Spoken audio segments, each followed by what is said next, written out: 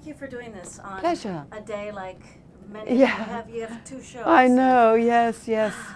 That was great. It's so great. wonderful to be a part of Broadway, I tell you. This is this sense of community, and when you go in to do your Wednesday matinee and all the other shows are kicking in, all the people are there going to a Wednesday matinee. It's unbelievable how crowded it is. It's such a feeling It's so of energy. fun. It's incredible.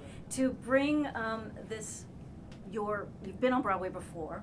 You're playing the Queen Elizabeth II, which we know from your film work, but to bring this here for an American audience, tell me, is it a different reaction? Have you crafted her any differently?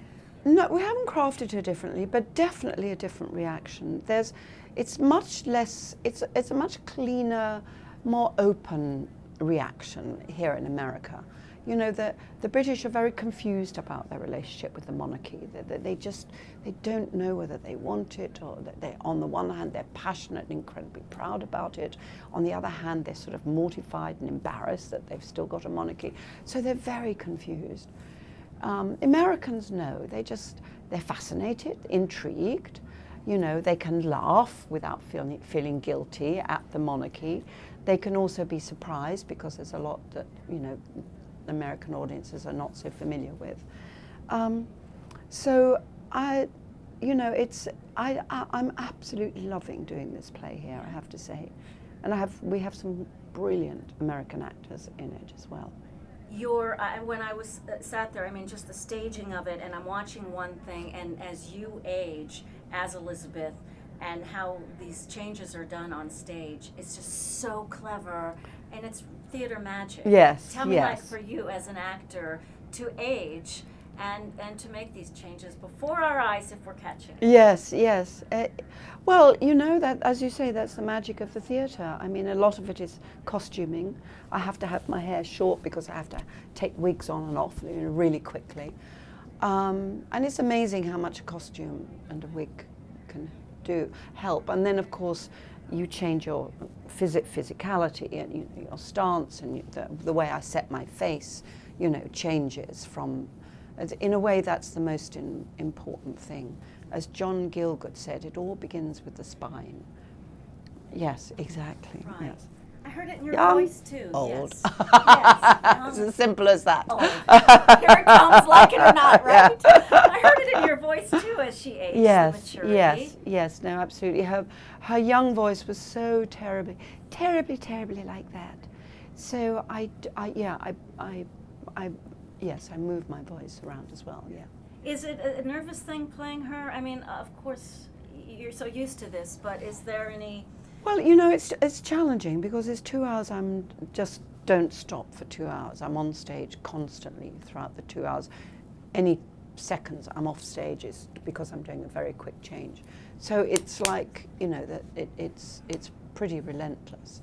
And if there's any nervousness involved in that, it's whether vocally I can keep going, things like that. I guess also playing a real life person who's just not the person sitting next to you on a bus maybe, but playing the Queen. No, now I've played the role long enough. I think the danger is to start slipping into habits that every so often I go back and I call it re-queenifying myself. I re-queenify myself, and I go back and I look at documentary film again, and I study her again to see if there's any little thing that I've missed. And there's always something that I can spot. There's always a little thing that I can spot, So I regularly re-queenify. And also, too, what you said, I think, being it with prime ministers, we see something so different. These personal relationships, yet where there is reporting to the monarch. I love that. And Mr. McCabe, who's also nominated as Wilson, oh my goodness, just great, these relationships that we get an eye into those. Yes, absolutely. And all true. We don't know what happens in that 20 minutes at all. But what we do know is, yes, Harold Wilson was invited to dinner, and that was the greatest, great honor. Not been seen since Churchill. He was probably her favorite. Suez, the relationship, Sir Anthony Eden was, on drugs, and, uppers and downers. So, all of those fundamentals in the play are true. The only thing that we don't know is how it played out in these 20 minutes. My last question is Oscar, BAFTAs, I mean, many well-deserved awards. To win a Tony Award, what would that mean to you, Ms. Mirren? Oh gosh, I don't want to. You know, it's. I have to say what I'm going to say, and you go, oh, how boring. It's great to be nominated. I have to say that it's great to be nominated, and you know, in our job, we all understand that it's not about winning. It just isn't. It's not a race. It's not a 100-yard dash. You say, he won. He definitely won. You know, Bolt. Usain Bolt won that.